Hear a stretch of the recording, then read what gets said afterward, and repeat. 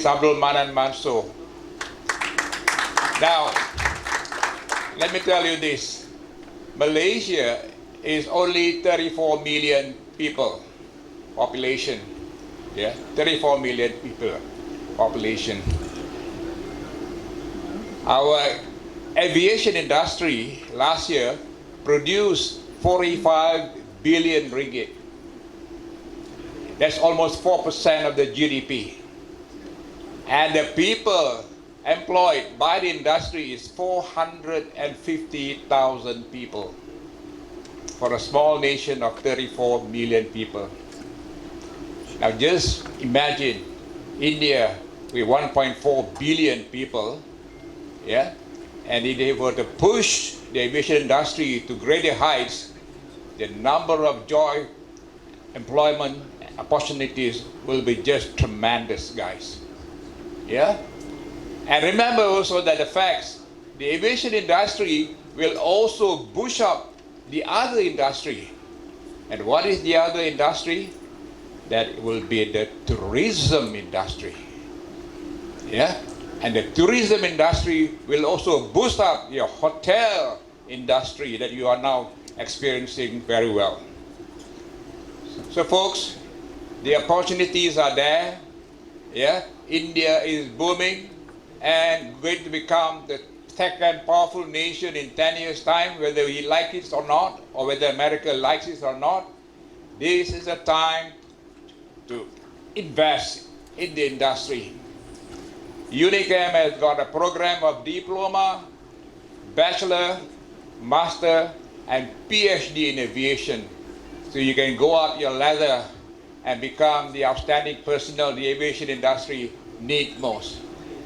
And I can tell you, if you have got this qualification, you will be the frontier in developing the economy most, because the aviation industry is an infrastructure industry. And if the infrastructure industry is growing well, the nation's economy will also grow well. That I can tell you. And aviation, being a very high safety conscious industry, has got no other choice but to pay you premium salary. Yeah? Premium salary. A cabin crew would have earned easily in Malaysia 8 to 10,000 ringgit a month. If they go to Middle East, yeah, where Dubai, Emirates, or Saudi are, they will earn about 15,000 ringgit salary a month. So it's a very, very profitable return industry for all of us here. So my strong suggestion, join the industry, gain your knowledge in industry as fast as possible, and with the booming economy of the Asia Pacific, we will become the economic power in the 21st century. So இந்த மாதிரி வாரம் travel பண்ணிட்டு இருக்கோம். அந்த இண்டஸ்ட்ரியை பார்க்குறோம், ரொம்ப வேகமாக போய்கிட்டு இருக்கு. We cannot cope up with industry. கேட்குறாங்க ஆள். இப்போ வந்தார், நான் சொன்ன இந்த ஏர்போர்ட்டில் 30,000 பேர் வேலை செய்கிறாங்க, கேரளா இன்டர்நேஷனல் ஏர்போர்ட்டில். அதே அந்த ஏஏஷியா போர்ட் டெர்மினல் 2ல 20,000 பேர் வேலை செய்கிறாங்க. அவர்கிட்ட 20,000 30,000 எங்கே போய் ஆள் தர்றாங்கன்னு. அவ்வளோ ஆள் தேவைப்படுது இண்டஸ்ட்ரிக்கு. ஸோ எங்கள் கடமை என்ன, ஆஸ் எஜுகேஷன் இன்ஸ்டிடியூஷன் ட்ரெயின் பண்ணி ப்ளேஸ் பண்ணுவோம். ஆள் வேணுமா, நாங்கள் அது செய்கிறோம். ஸோ நாங்கள் இப்போ ஏர்லைன்ஸ் கூடலாம் டைப் பண்ணிடுவோம். மலேசியாவிலையும் சரி, பல ஊர்லேயும் சரி. இப்போ தான் காத்தாரில் ஏர்போர்ட் திறந்தாங்க, இப்போ துபாயில் திறக்க போகிறாங்க புது ஏர்போர்ட், அரப் சவுடியில் புது ஏர்போர்ட், பெரிய பெரிய ஏர்போர்ட்லாம் வருது. அங்கே ஆள் தேவைப்படும், அங்கே ஆள் கிடைக்காது வேலைக்கு, நம்ம தான் ட்ரெயின் பண்ணி அனுப்பணும். ஸோ இவ்வளோ வேலை வாய்ப்பு இருக்கிற ஒரு ஃபீல்டில் நம்ம ஏன் இறங்கி நம்ம மக்களுக்கு உதவி செய்யக்கூடாது? நம்ம இளைஞர்களுக்கு ஏன் இந்த வாய்ப்பு நம்ம தேடி கொடுக்கக்கூடாது? இது நம்ம கடமை. ஒரு எஜுகேஷன் இன்ஸ்டிடியூஷன்னா நம்ம கடமைன்னா இளைஞர்களை உருவாக்கணும், நல்லா படிக்க வைக்கணும், அவங்களுக்கு நல்ல வேலை வாய்ப்பு கொடுக்கணும், அவங்க எதிர்காலம் நல்லா இருக்கணும். அப்போ தான் அவங்க தாய் தப்பா அவங்க பெற்றவங்க சந்தோஷப்படுவாங்க. இது நம்ம கடமை.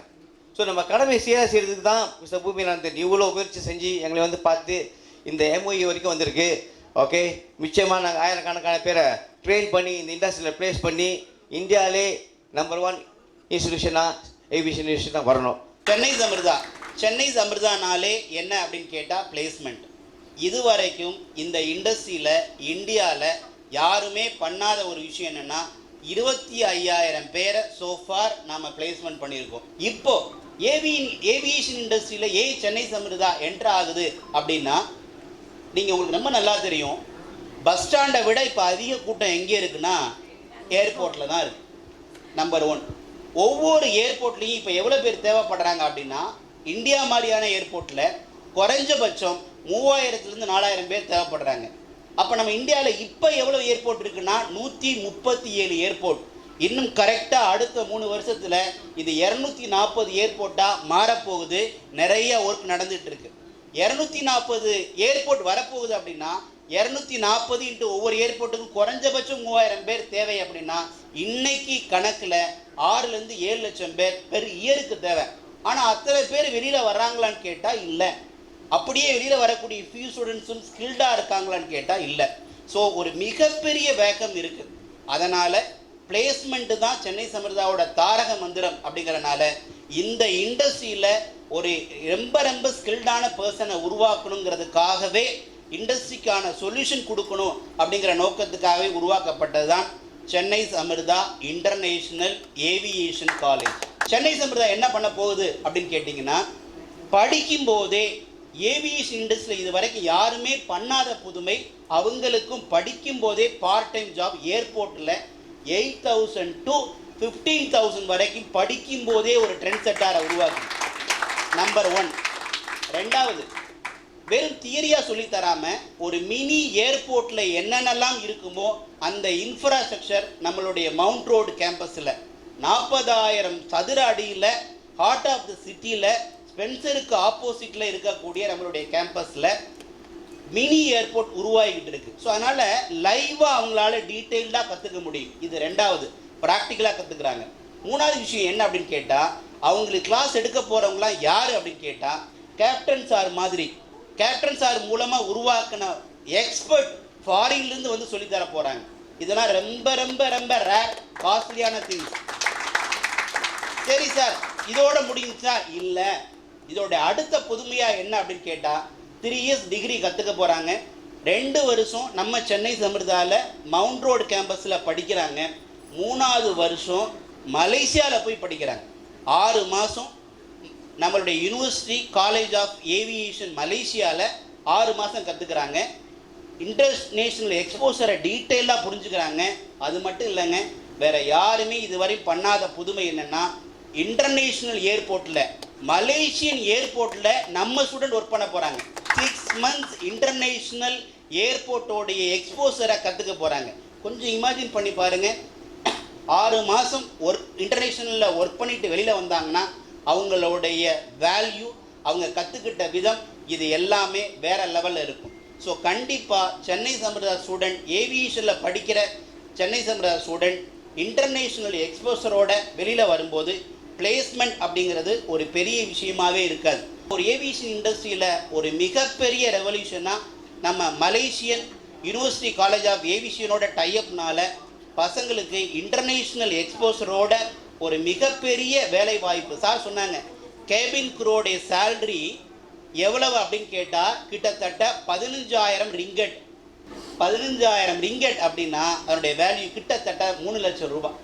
கேபின் குரூவுக்கு படித்து முடிச்சுட்டு இன்டர்நேஷ்னல் எக்ஸ்போசர் இருந்தால் பெர் மந்த் 3 lakh rupees. இவ்வளோ பெரிய ஆப்பர்ச்சுனிட்டி கொட்டி கிடக்கு. ஸோ அதை இண்டஸ்ட்ரிக்கு கரெக்டாக போய் சொல்யூஷன் கொடுத்து திறமையான மாணவர்களை உருவாக்கணுங்கிறதுக்காகத்தான் ஏவியேஷன் இண்டஸ்ட்ரிக்குள்ளேயே நாம் உள்ளே வரோம்.